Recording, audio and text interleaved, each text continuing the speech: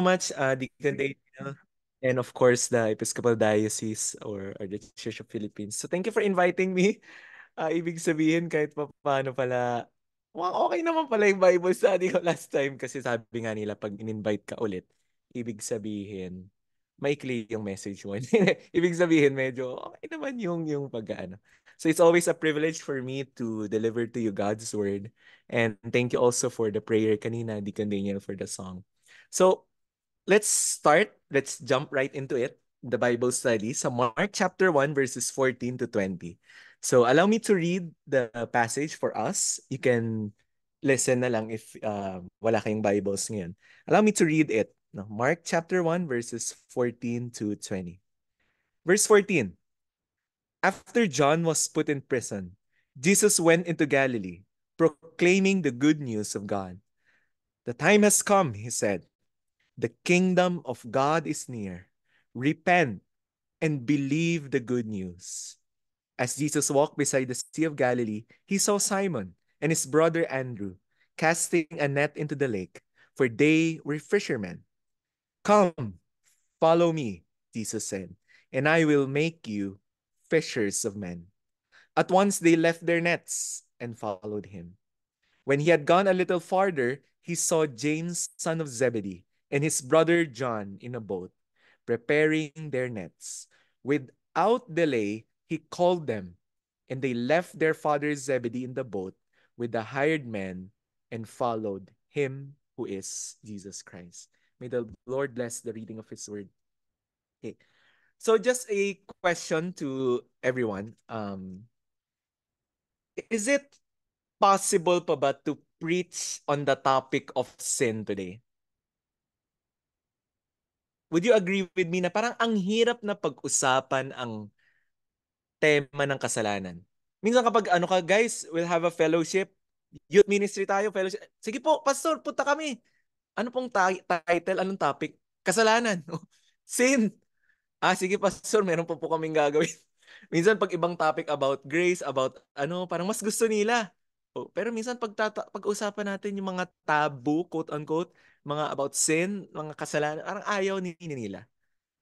But sinasabi nila na, di ba si God hindi naman, ano sa kanya, God is God of grace. Important naman sa kanya na basta maniwala ka lang, okay na yon. You just believe and you will be saved. Sometimes that waters down what the true message of the gospel really is. And makikita po natin dito sa Mark chapter 1, 14 to 20, one of the important, sometimes na overlook nating part ng Christian life. And that is the word repentance. Yung pagtatalikod sa kasalanan. Yung pag-iiba ng pag-iisip natin. Yung mga kagustuhan natin, nagiging kagustuhan na rin na kung ano yung gusto ni God, yun din yung gusto natin. Nagkakaroon ng change of mind. Just like in Romans na sinabi po doon. Chapter 12. So, bago yung lahat, I'll show you some pictures. Minsan nakaka-heartbreak makakita ng ganito. Sa murang edad, sila ay naninigarilyo na, sila ay nalunod sa pagyoyosi o ano paman. Mga kabataan ngayon, what do you feel kapag nakakita kayo ng mga ganitong picture? Dagdagan ko, no? What if this picture naman? June, tinatawag nating Pride Month. Minsan minawagayway yung rainbow that should have been the symbol for the covenant of God to His people na hindi niya i-wipe out yung earth has become something of a novelty for them to promote equality in different types of gender and sexual orientation. Or pag-iinom. I do believe na hindi naman po masama talagang uminom, pero mas masama pong malasing, or masama po, hindi ibig sabihin masama ang malasing. At of course, kapag tayo ay magsistumble ng mga ating weaker brother, malaki po yung paghuhusga ng Diyos sa mga taong ganun.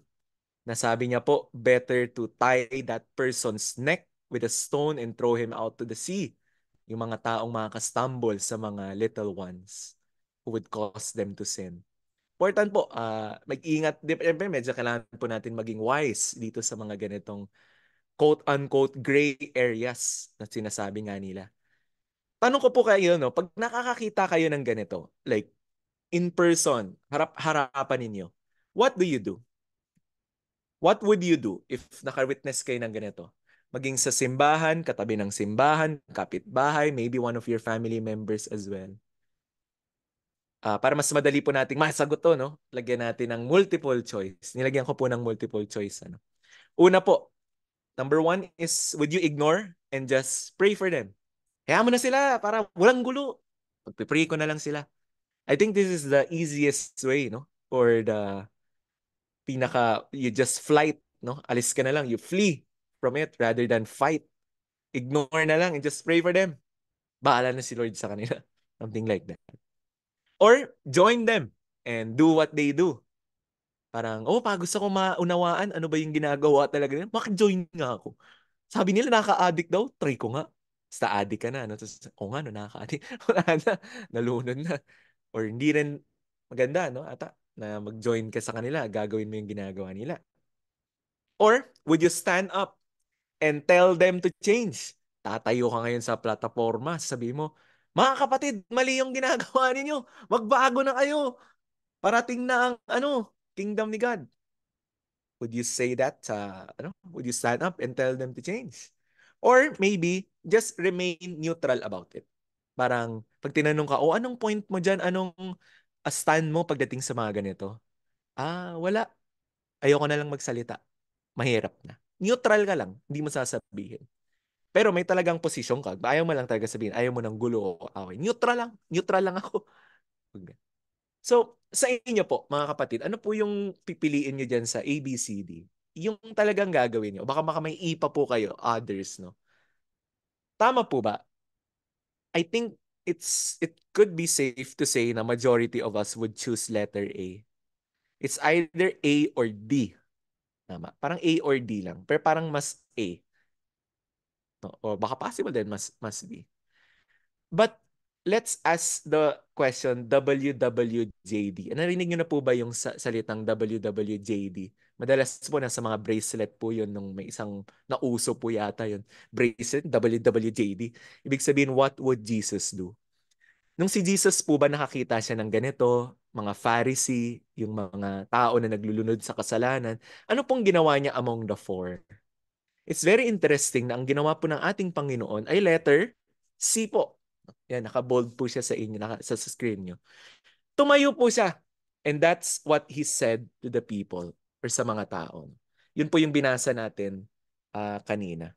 Nag-proclaim po siya ng good news ni God doon sa Galilee. Sabi niya, the time has come. The kingdom of God is near. Repent and believe the good news. Posible pa ba yun ngayon, mga kapatid? Posible po ba natin gawin yung ginawa ni Jesus? Parang hindi na, no? Baka mamaya mabidyohan ka lang. Maka-cancel ka. Nahuli isang pastor na sa Pride Month, sumigaw dun. Magbago daw yung mga tao. Pagtatawanan ka, aawayin ka. Baka tulakin ka pa, tabuyin ka. It's sad na medyo ganun na po yung world natin today. It's really deep.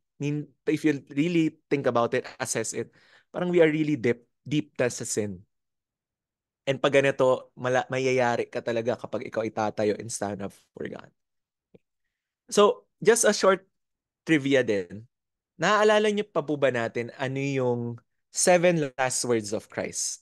Naalala po ba natin yung seven last words of Christ? Madalas po to ginagamit sa mahal na linggo or sa Holy Week. In preparation na rin sa ating Holy Week. Ano po yung seven last words of Christ? Dapat sana ako, no? Participation, pero baka maubusan po tayo oras. Share ko lang po. Yun po yung unang-unang words ni Christ, Father, forgive them, for they do not know what they're doing or what they do. And next is, truly I say to you, to the criminal, sabi niya, today you will be with me in paradise. And then sinabi niya dito, no, yung sa mom niya, mom ni Jesus, sabi niya, tumingin ka kay John. Sabi niya, woman, here is your son. And then si John, tumingin ka sa mama mo, here is your mother. Ang galing, no? Kahit si Jesus, nung siya ay mamamatay na, sabi niya, alagaan mo ang aking nanay. Tapos ito yung papalit sa akin, anak mo. Tapos next, meron din sa 27:46, my God, why have you forsaken me? I thirst, it is finished. Father, into your hands I commend my spirit. Kaya ako po ito natanong, kasi ito po yung mas sikat. Tama po ba? Sikat po ito ni Seven Last Words of Christ. But I'd like to ask the question, how about the first recorded words of Jesus? No? Hindi siya yung first words of Jesus, Kasi di natin alam kung ano ba talaga yung first word niya. Pero ano yung naka-record sa Bible ng mga first words ni Jesus? Can anyone, yes, no? Ano kaya yung mga first words ni Jesus? So, just to, explain ko na rin, para mabilis tayo. Nung first words na recorded about na sinabi ni Jesus is nung siya ay bata pa. Naalala niyo po ba yung kwentong yun? Na siya po ay pumunta sa itang lugar, hinanap siya ng kanyang magulang. Nasaan ka nagpunta? Ganyan. So ito yung first words of Christ. Sabi niya, why were you searching for me? Luke 2:49. And then, didn't you know I had to be in my father's house? So this is the first recorded words of Jesus nung siya po ay bata pa. And ito yung first words of Jesus sa ministry niya. Sa ministry, ito yun. Yung binasa po natin sa Mark chapter 1, verse 15. So these are kung hindi man siya yung pinakauna sa ministry, but ito yung nauna talaga, early ng ministry ni Christ. Mark 1:15, which is yung binasa po natin na. Gusto ko lang po ulitin kasi ito po yung memory verse natin for today. Na sinabi po dyan, the time has come, the kingdom of God has come near. Repent and believe in the good news. Jesus po nagsabi yan. Allow me to read din yung Tagalog. Sinabi niya, dumating na ang takdang panahon. Malapit na ang paghahari ng Diyos. Pagsisihan na ninyo ang inyong mga kasalanan at maniwala kayo sa magandang balita. Naniniwala po ko na ang Diyos ay hindi lamang siya puro love. Hindi lang po siya lamang puro just or being justice, yung bring justice. Equal po yung kada character and attribute ni God. Perfectly equal, perfectly united ko po yung love niya, yung pagiging just niya. Pantay po yun lahat. Wala pong mas angat doon sa kanyang character. Kaya kapag meron pong pinakita si Lord na sa Bible na ginawa niya, it is a blend of both love and being corrective. Lahat yun, niya, kaya ginawa niya yung ginawa niya. Yun yung ganun yung attribute na ang ganda kay God. So, hindi natin pwede sabihin na, oh, believe ka lang parang, tapos wala na, tapos hindi ka na magre-repent sa sin mo. Do your own thing pa rin. Kung magnanakaw ka, naniwala ka kay Jesus, believe ka talaga sa kanya, pero nanatili ka pa rin magnanakaw, hindi po yun ganun ang how salvation works. Sabi nga nila, for us to understand good works or repentance and then faith, parang kaliwang paa mo daw yung faith, kanang paa mo yung good works. Para umabante ka, kailangan both yan gumagalaw. Left and right, maabante ka. Both of these things are at work. Hindi po pwedeng iisa lamang. Kaya ito po yung first na parang sermon or pronunciation or proclamation ni Christ, no? Mark 1:15. Repent and believe in the good news. Paka-importante po. So, question ko po sa atin, as a church sa ECP, even us dito sa St. Stephen or kung saan po kayong church na kinabibilangan, we don't preach sin much in our church. Okay lang ba yun? Okay lang ba na we don't preach sin? I hear churches say na, we just preach grace. We preach forgiveness. Okay na yun. Okay na yun. You don't need to go through the details of sin. Okay na yun. Okay nga ba yun? Is that okay? If we don't preach sin in our church? I would like to answer this question by saying no. No. As a body of Christ, as leaders in the church, whether clergy or lay ministers, importante po na ipipreach natin ano ba ang kasalanan. Just like kapag ikaw ay nasa ospital, isipin niyo po kung tayo ang doktor. Tapos meron po siyang sakit, malubhang sakit. We preach not only yung etong gamot na to, inumin mo lang to, o okay ka na, ganyan, ganyan. Pag tinanong ka, ano ba yung sakit ko? Hindi, basta inumin mo lang to, o okay ka na. Hindi, ano nga yung sakit ko dito? Sa lungs ba? Sa heart ba? Hindi, basta, basta, ano, hindi rin po pwede.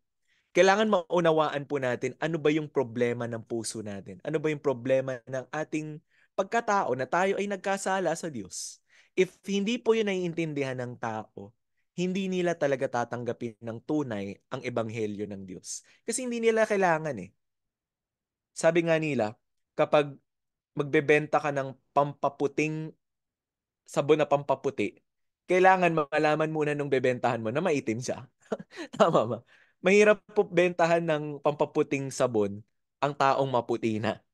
Pero pag na-convince mo siya na alam niya talaga na medyo, alam mo yun, kayumanggi, edi pag bebenta mo ngayon ng pampaputi, mas madali, mas tatanggapin niya kasi alam niya kayumanggi siya o medyo maitim.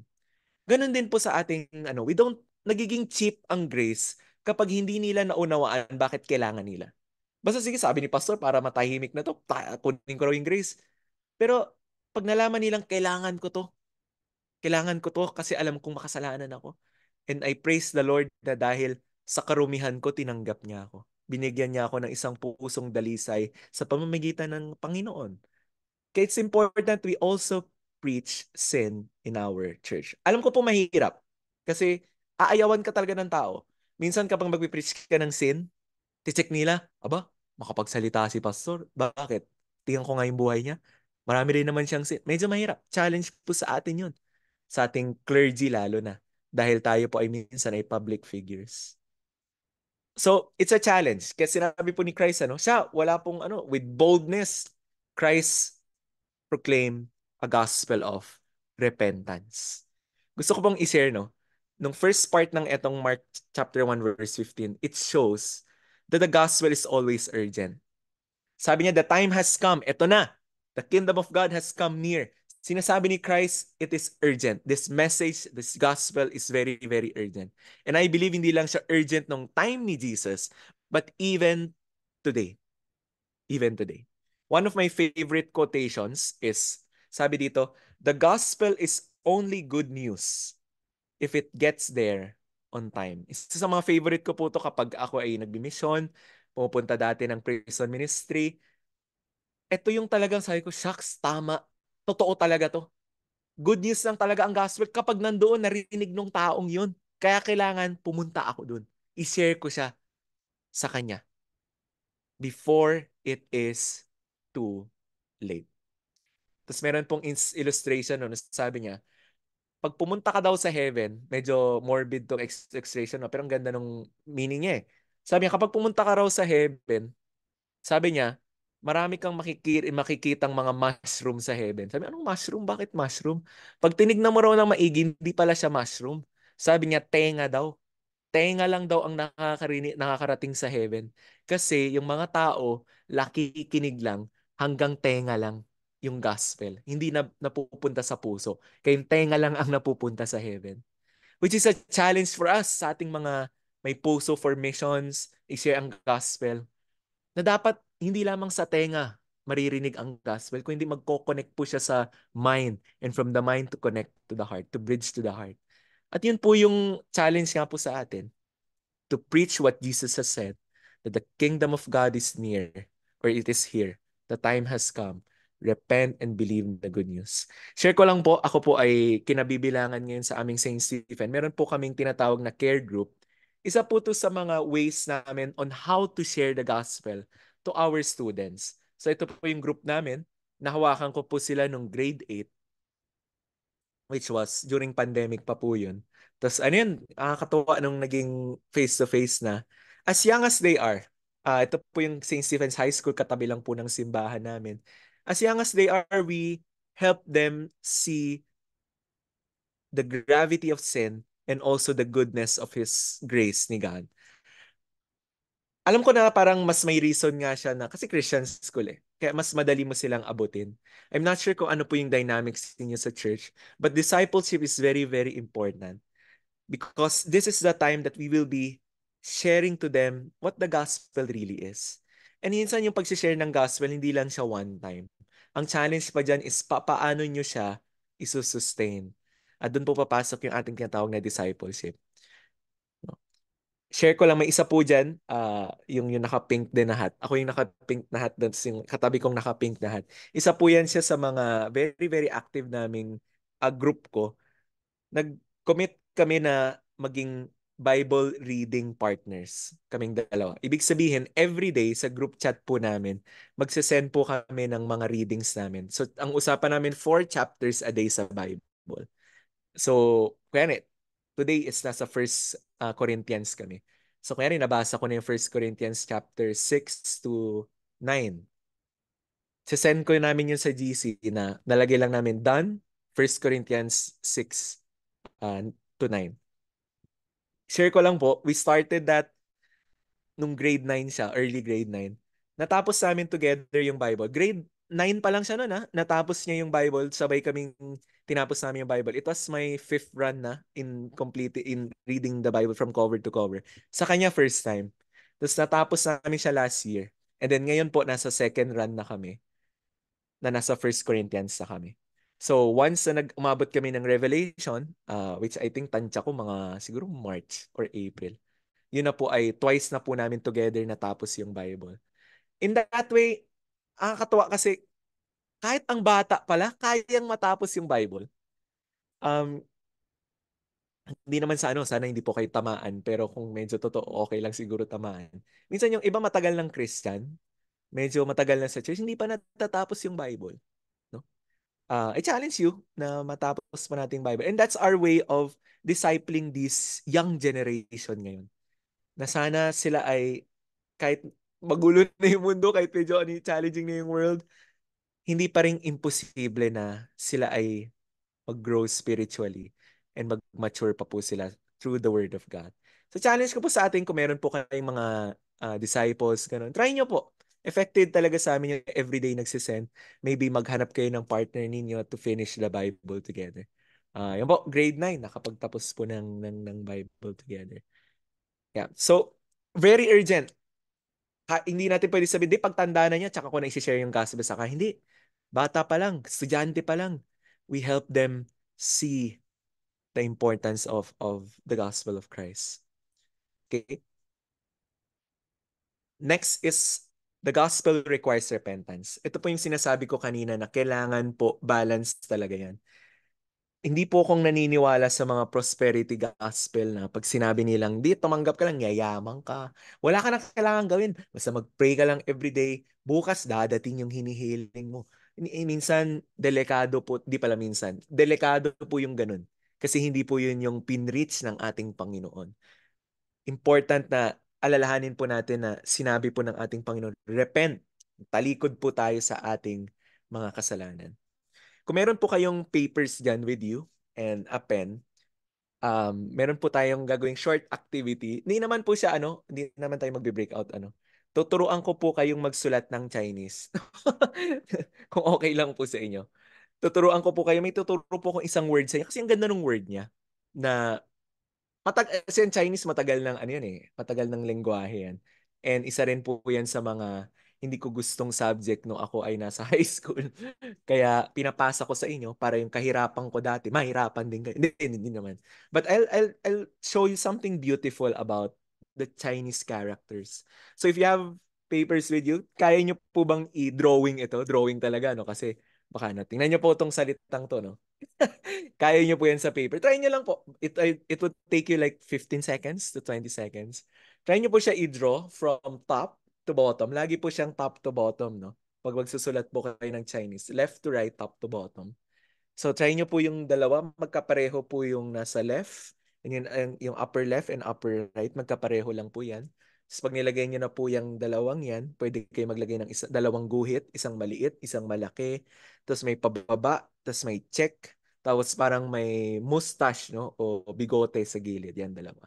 So try nyo pong no? Isulat. Ito po yung mga kahirapan namin nung kami po ay high school.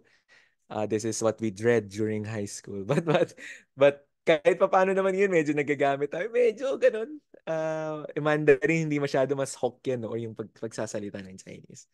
Okay, so I'm just assuming, no, baka kayo ay tapos na or naisulat nyo na. Let's try po natin siya i-explain. Madali lang to, madali lang po. I-cut po natin siya in half, ano. So, nakita nyo po yung dalawa sa taas na magkapareho. Ang ibig sabihin po nung isa niyan, dalawa yan di ba?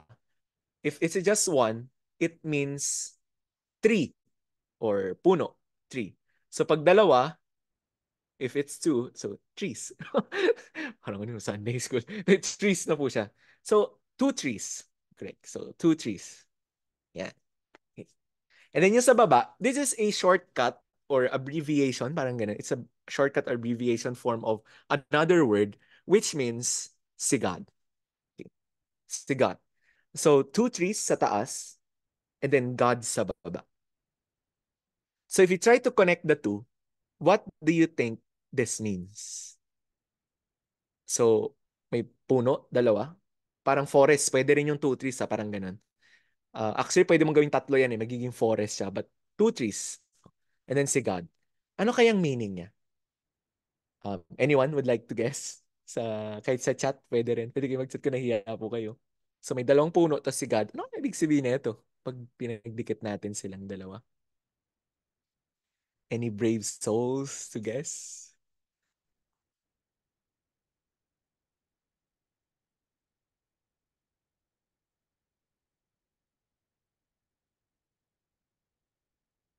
Ibig ba sabihin merong hot si God? Ganun ba? Hindi ganun ano. Sige. I'll show you the answer or reveal to you the answer. It actually means forbidden. Hindi pwede or to warn. To warn. Delikado. Parang ganun. Hindi pwede yan. Hindi pwede. Ang galing kasi, parang tinago mo si God. Parang ayaw mo ipakita kay God. That's the way I understand it. May puno dyan dalawa, and then tinatago mo si God. Parang ayaw mong makita niya. Yung mga ganong acts na tinatago natin kay God are forbidden. O yun yung mga masama. Hindi mo dapat gawin yun. Kaya nga, kapag meron sin sa heart natin and we choose to hide it, itatago natin yun as if hindi nakikita ni God. Itatago natin, aalagaan natin yung sin na yun. Yung tinatawag ni warn tayo ni God not to do that. That's a forbidden thing to do. Hindi magandang gawin po yun. The way to counter that unconfessed or hidden sin, what's the cure or the remedy for that? It's repentance.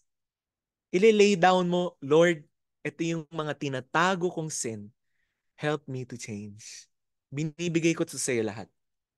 I want to change. I want to repent from this. Kumbaga, aalisin mo yung trees and let God be God. Ganun, no? Ganun yung word na to. Another thing, pero hindi ko na ipapadraw sa'yo, medyo mahirap na to. Ito na naman, mabigat na word. Uh, Malaki dyan. Devil, tapos trees ulit, tapos cover. So pag pinagdikit mo, naka-cover sa trees yung devil. Ano kayang meaning nun? No? So parang, the way I see it din, parang isipin nyo, nagtatago si Satan, nakasilip siya sa mga puno, nagtatago, nagko-cover siya, ganyan. So, it actually means tempter. Itetempt ka niya. Aabangan ka niyang kung kailan mahina ka na, saka siya lalapit sa'yo. Itetempt niya. Just like yung sinabi sa, I think Peter ba yun, yung he is prowling or naabangan ka niya. Like kalayon, waiting for someone to devour. Tempter.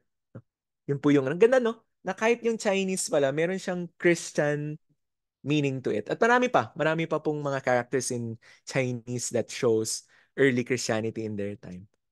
So, ang challenge sa atin dyan, pagdating sa kasalanan, we have to avoid hiding. Huwag nating itatago. Huwag nating cover yan.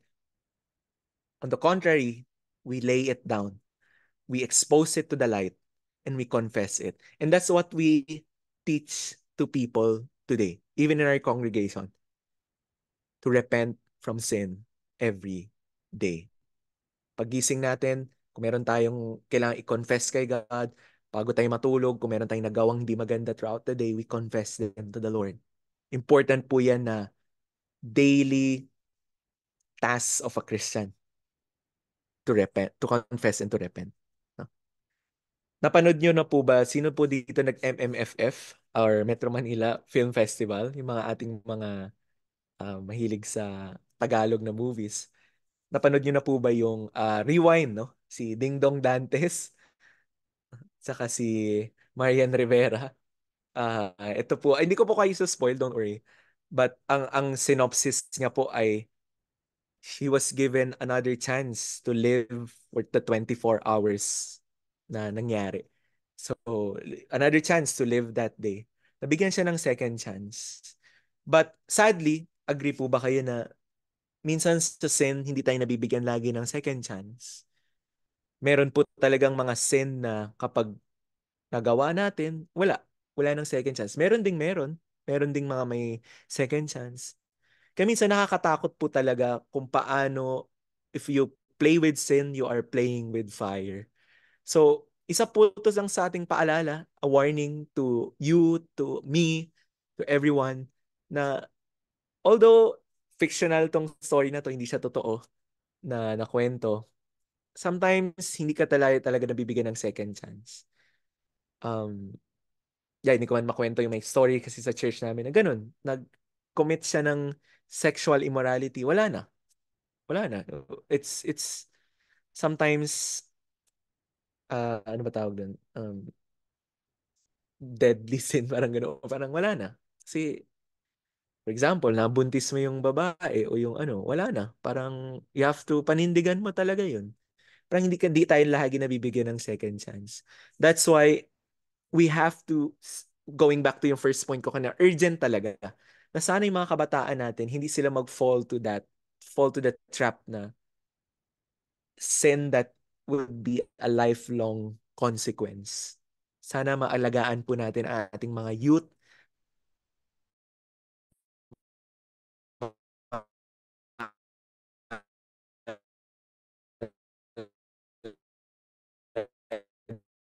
One of my favorite preachers, si Paul Washer. Kasi si Paul Washer, he always emphasize sin. Ang ganda niya, pagpakinggan niyo siya minsan mag-preach ng sermon, you can't help but makat ka talaga sa heart na you have to repent talaga. Sobrang hindi nagjo-joke si God pagdating sa nurturing sin. And sabi niya ito, a person isn't saved by repeating a prayer. They are saved by repenting of their sins and believing in Christ.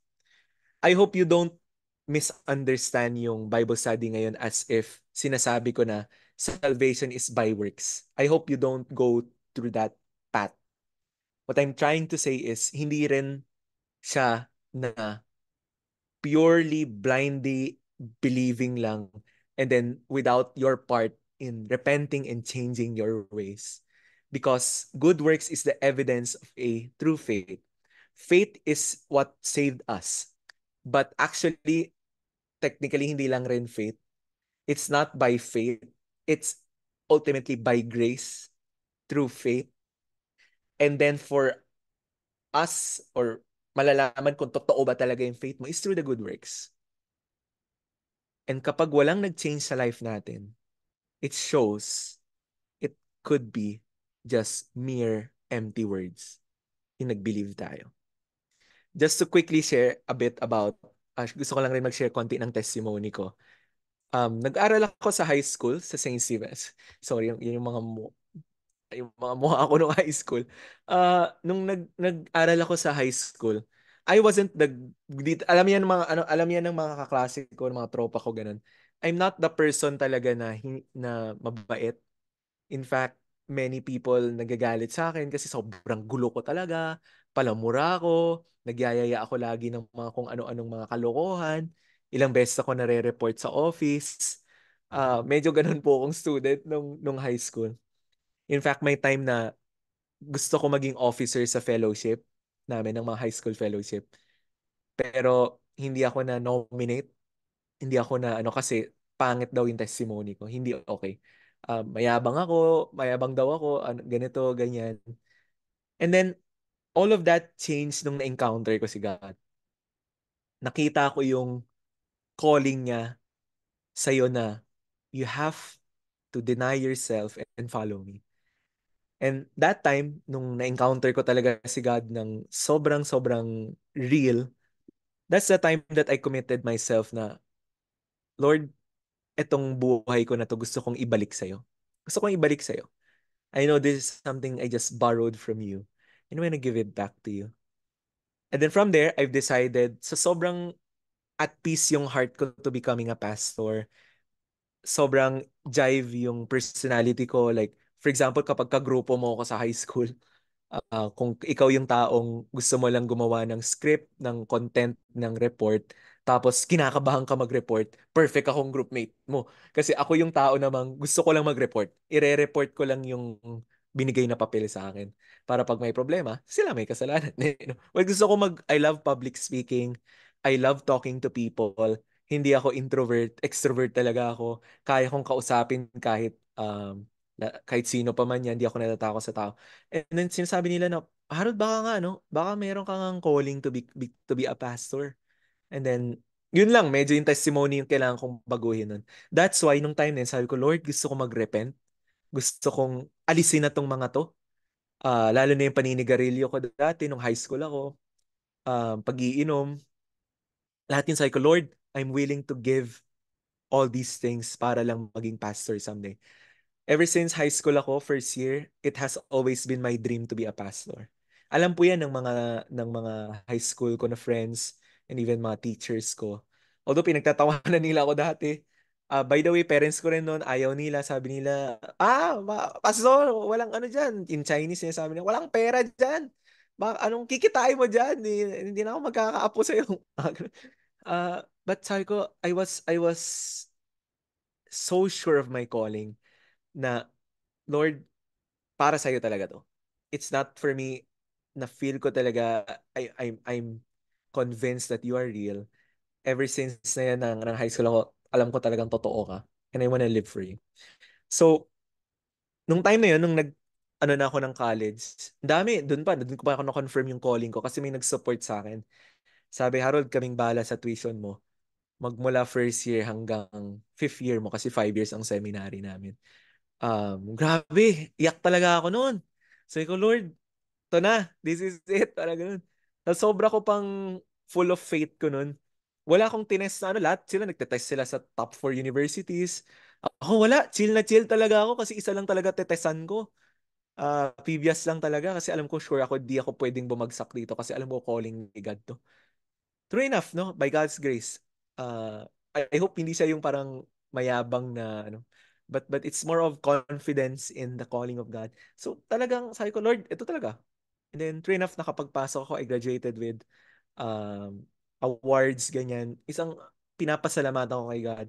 And then, nung 2015, which was 9 years ago, nag-start na ako to pastor in St. Stephen. And isa yun sa mga testimony ko na minsan naiyak na lang ako kung paano ko binago ni God. Aaminin ko po, if I want to be transparent with you guys, there was a time na nag-struggle ako ulit with smoking nung college ako. Tapos, nagawa ko siya nung ako ay second year sa seminary. Iyak talaga ako nun. Basag yung puso ko na sabi ko, Lord, I'm so sorry talaga na nagawa ko ulit siya. Nag-retro back ako to my old life. And then yung time na yun, sabi ko, alala ko yun, nasa second taas, yung double deck kasi sa amin, nasa taas ako. Lumod ako kay Lord. Umiyak talaga ako sa kanya. Lord, sabi ko, I'm so sorry na bumalik ako. And from this day on, I promise you na hindi ko na siya uulitin. Hindi ko na siya ulitin. In God's grace, no? I was able to sustain it. Na hindi ko na siya ginawa. It's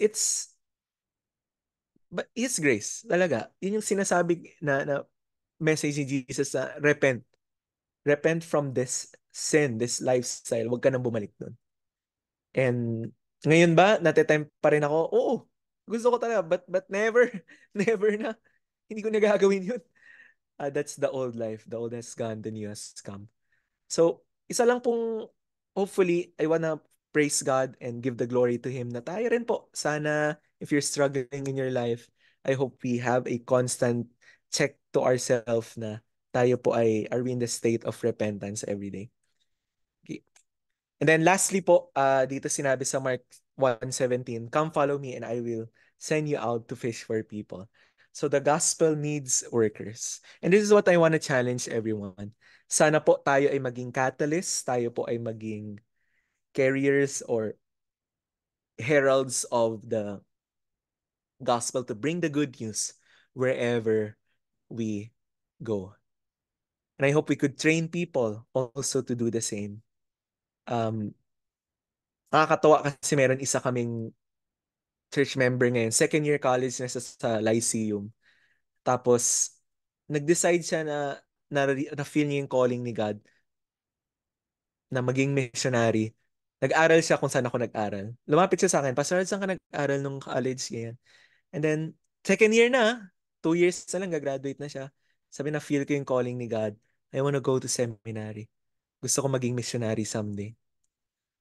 I hope, sana, no, makapag-train pa tayo ng people who will be workers into the harvest field to reap and yeah, fish for people then for the Lord.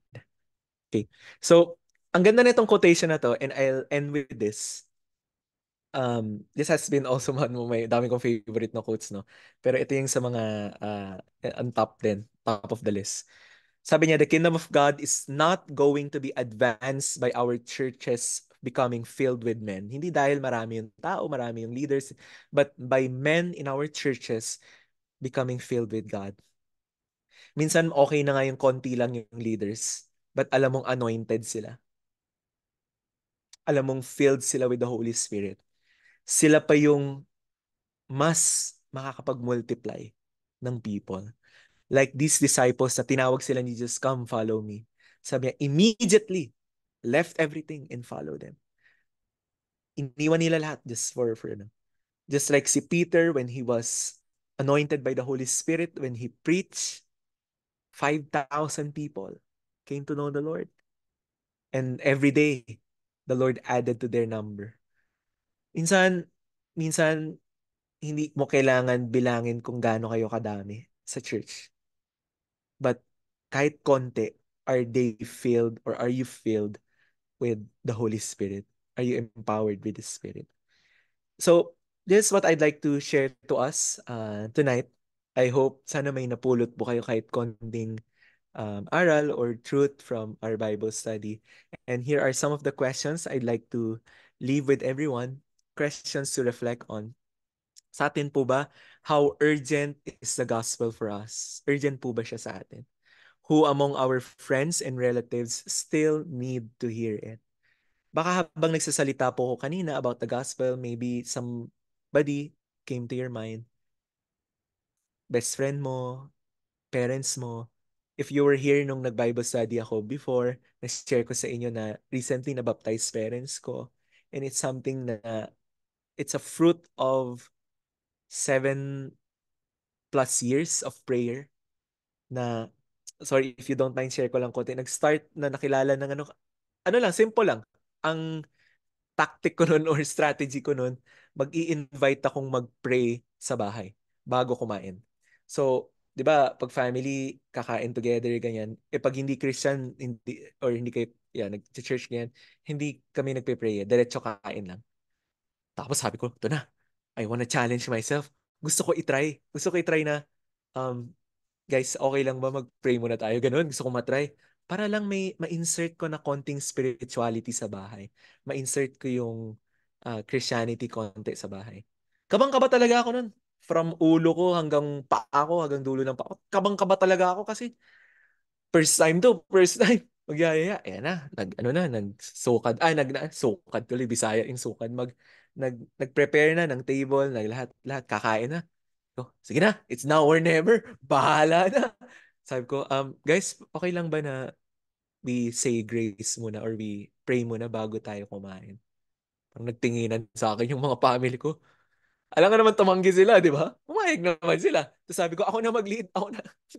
Para hindi na matakot sila. Ganun. Sabi, ako na mag-lead. And then, nag-pray ako.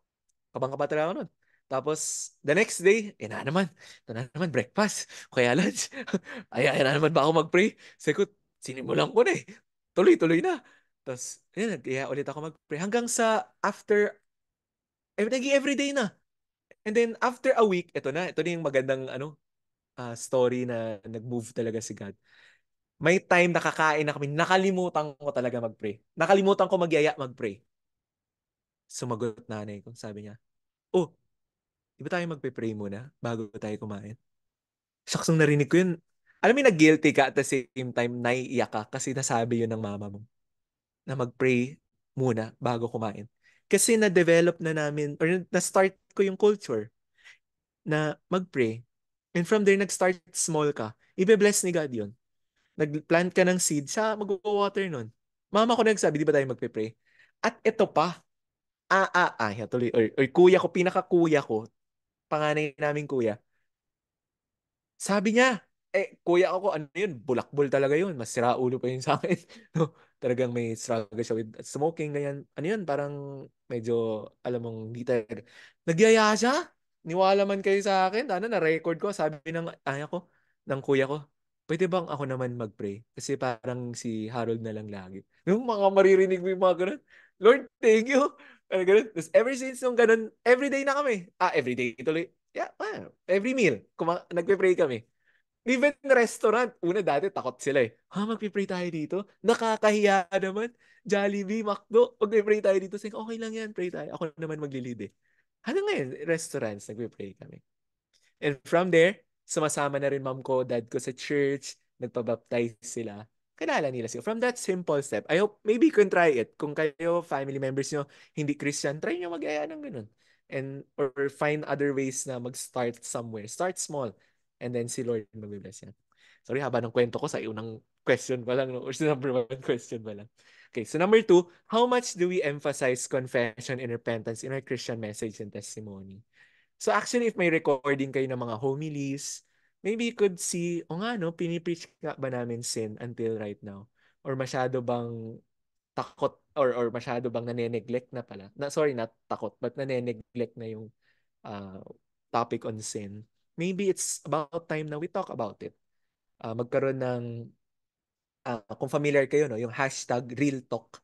Yung real talk lang, parang just say ano ba yung struggle nating bilang mga lalaki, ano ba yung struggle nating mga kababaihan. Real talk, usap lang tayo, heart to heart. And just be vulnerable together. And at the end, may the power and strength of Christ be displayed in our weakness. Ang ganun. And lastly, in what ways can we effectively share the gospel of repentance and fish for people as Christ called us? Naniniwala ko na hindi lang po laging shock approach. Ibig sabihin yung lagi yung ginawa ni Jesus na tatayo ka na. Guys, mga makakasalanan kayo. Magbago na kayo. Hindi minsan lagi yun yung best solution. I'm sure sa time ni Jesus, that was the best. Kaya yun yung ginawa ni Jesus. That was the best.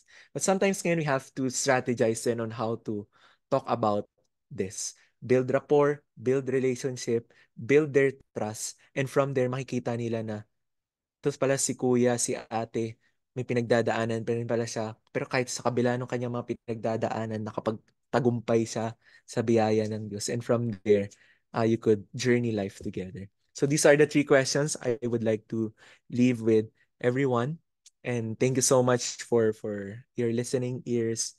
And I'd like to just close in prayer bago ko po i-pass yung floor back to Deacon Daniel. So I'd like to pray first for everyone. Let's pray. Father, thank you for being the God who keeps his covenant from one generation to generation. Thank you, Lord, for loving us despite our wickedness, our sinfulness, despite us being sinners. It only shows that you are the God of love, God of second chances, God of mercy and grace. So it is our prayer that you would help us to understand and see the gravity of sin. And from there, we would understand and appreciate more what grace really is. And likewise, may we share that same message, especially to our younger generation. As young as they would be nurtured, taken care of, and to see the light of the gospel. Help us, Lord, in the quietness of our hearts, to offer to you, confess to you our sins, and call us to repentance. And I pray, Lord, that each of us, we would be empowered and be anointed afterwards by your Holy Spirit, knowing that we have confessed our sins and repented from them. Lord, may we never, ever hide sin from you. May we never nurture sin, but to openly tell you these things and help us to change by your grace. We pray this in the name of your Son, our Lord. Amen.